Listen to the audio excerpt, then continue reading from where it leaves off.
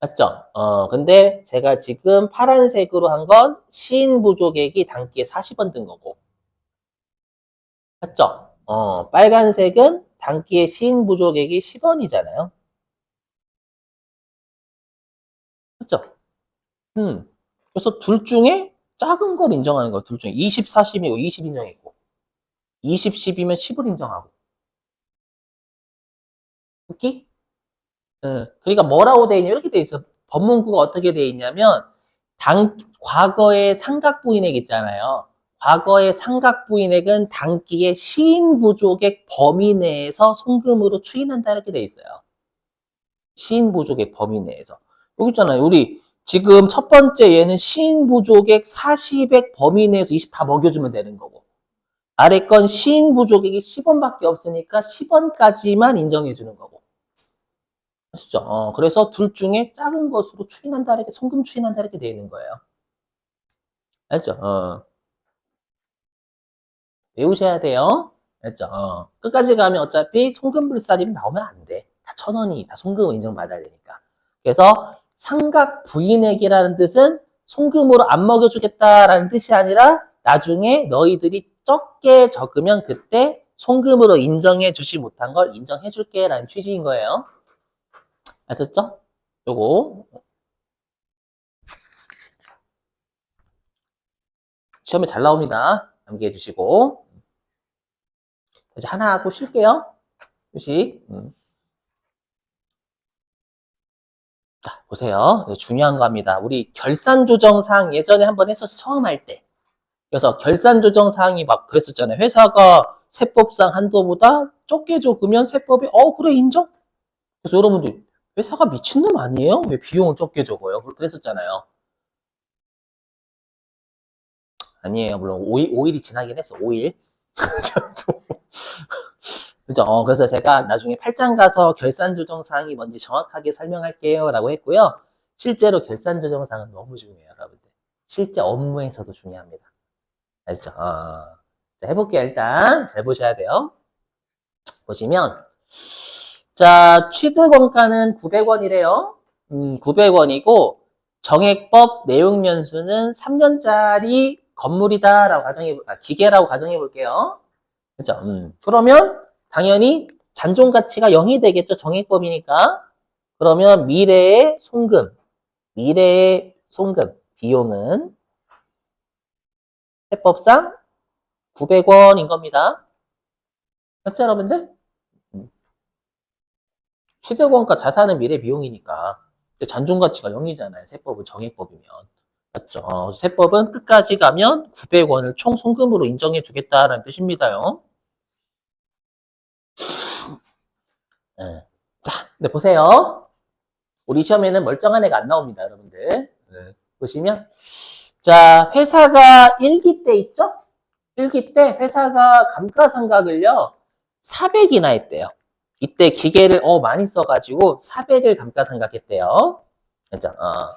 자, 그리고 2기 때는 기계를 하나도 안 써가지고요. 회사가 하나도 안 써가지고 감가상각을 안 했대요. 그죠? 지금 하려고 하는 건 결산조정사항의 의미를 파악하기 위해서 하는 거 지금. 그죠? 그랬다가 3기 때는 기계를 조금은 써가지고 100원 상각하고요. 그죠? 그리고 4기 때 많이 써가지고 400원 감가상각하고요. 그 다음에 5기 때 이제 900원 다 깠죠? 그렇죠? 400, 100, 400, 총 900 깠잖아요. 4기까지. 그렇죠? 그래서 5기 때는 감가상각을 안 했대요. 이렇게. 자, 근데 이제 세법은 추정되는 비용이니까 한도가 있겠죠? 그렇죠? 하겠지만 좀 이따 한도는 우리가 똑같아요. 거기 우리가 공식으로 따지면 취득원가 빼기 잔존가치 그렇죠? 나누기 내용연수 물론 좀 다르긴 하지만 그럼 한도는 300이에요. 300. 그렇죠? 그래서 1기 때 세법상 한도는 여기 한도입니다. 한도는 300. 그러면 1기 때는 한도 초과예요. 한도 미달이에요. 한도 초과죠. 한도 초과니까 여기 송금 불산이 미고 나올 거예요. 여기. 그렇죠? 근데 이건 나중에 너희가 혹시 감가상각비를 세법상 한도보다 적게 적거나 안 적는다면 나중에 송금 인정해 줄게라는 취지라고 했죠. 그죠?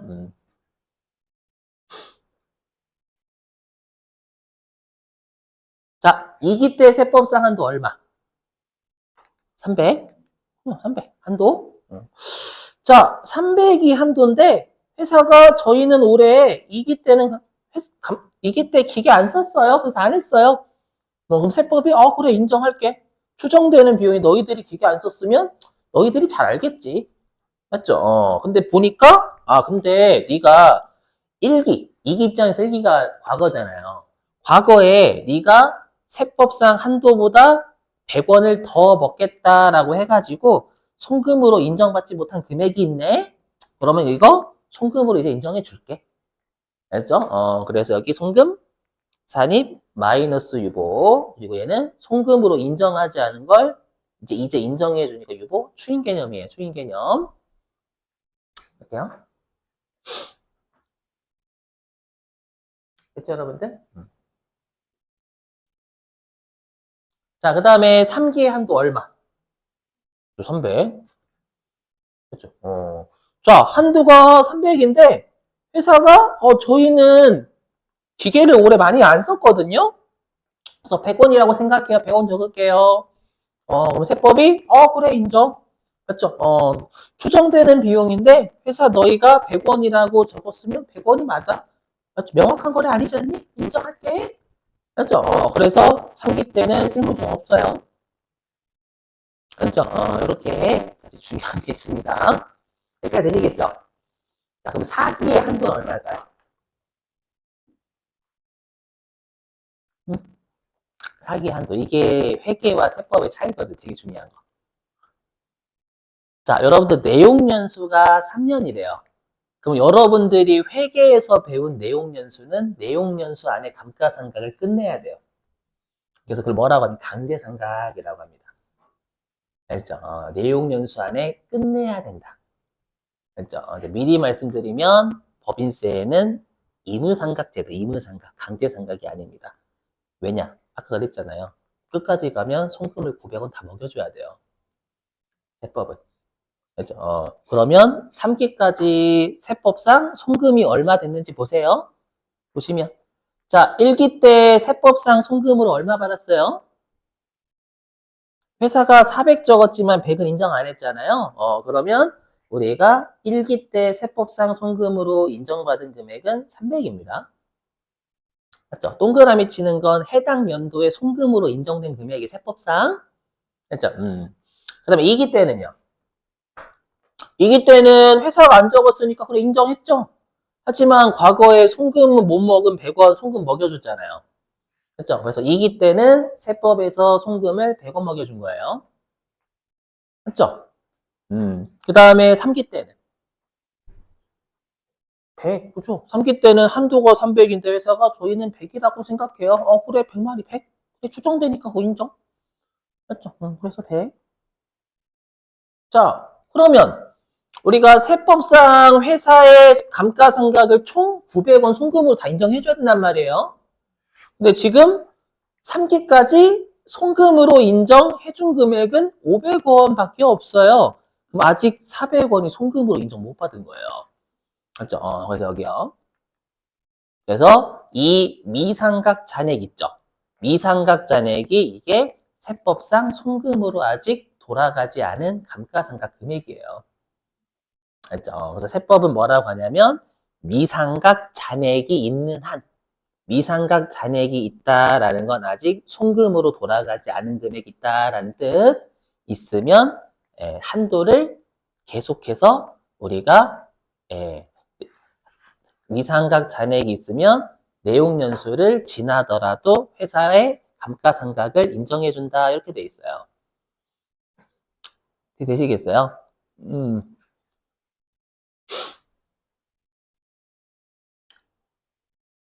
이게 큰 차이예요.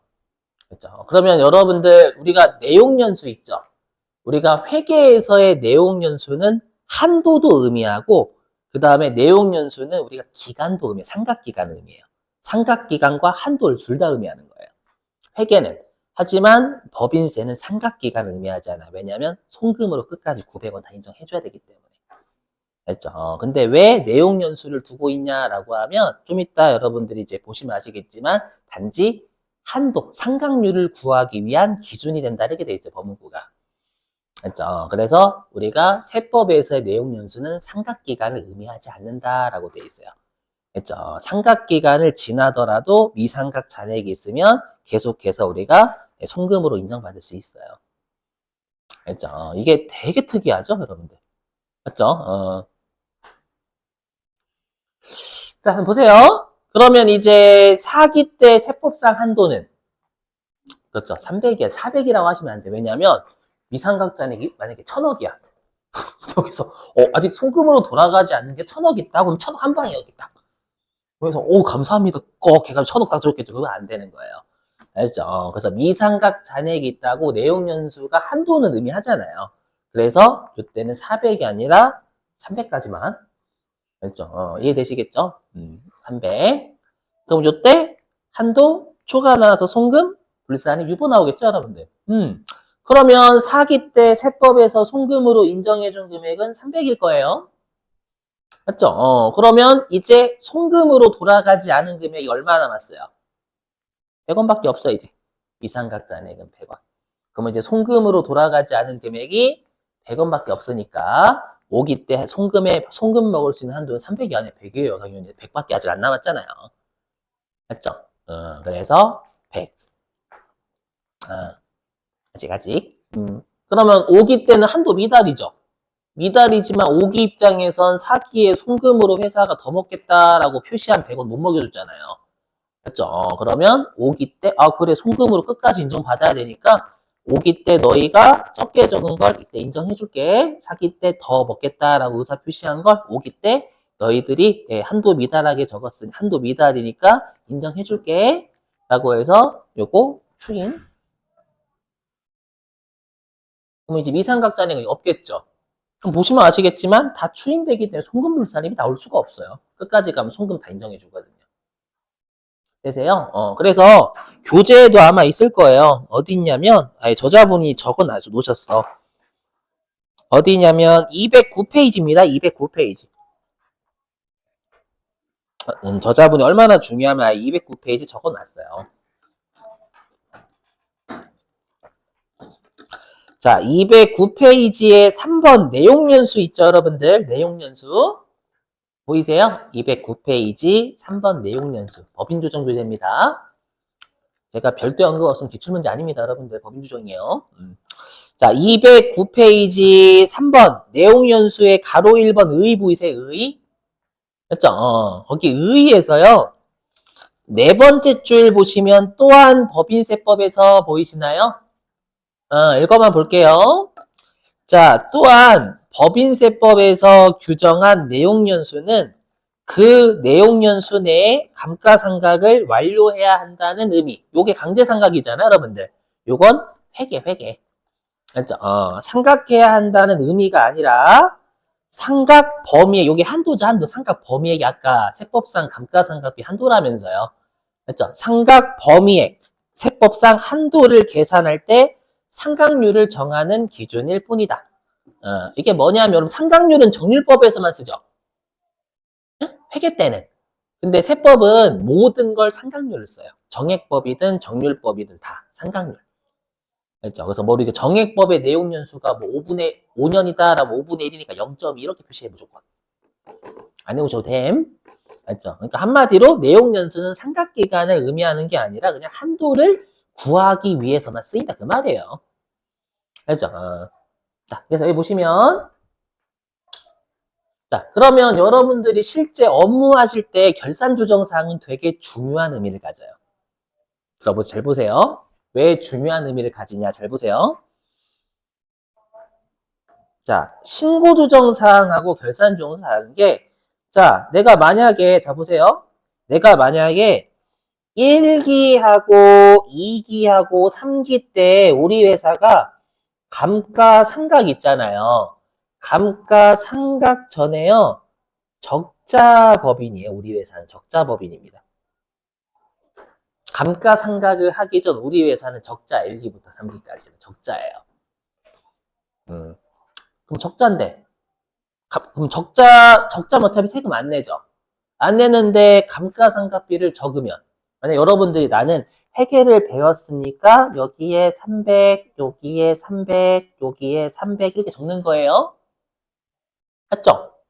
적으면 미상각 잔액이 없어요, 이제. 다 송금 먹었잖아. 300, 300, 300 다 먹었잖아요. 맞죠? 근데 어차피 적자를 보는 법인인데 비용 적어봤자 적자 세금 안 낸 건 똑같아요. 맞죠? 근데 어떻게 돼요? 사기서부터는 이제 송금을 안 먹여줘요, 세법에서. 그때 만약에 여러분 사기하고 오기 때 감가상각 전에 이익이 500이래요. 이익이 500. 이익이 500인데 요때 감가상각비 못 적잖아요. 맞죠? 이해되세요?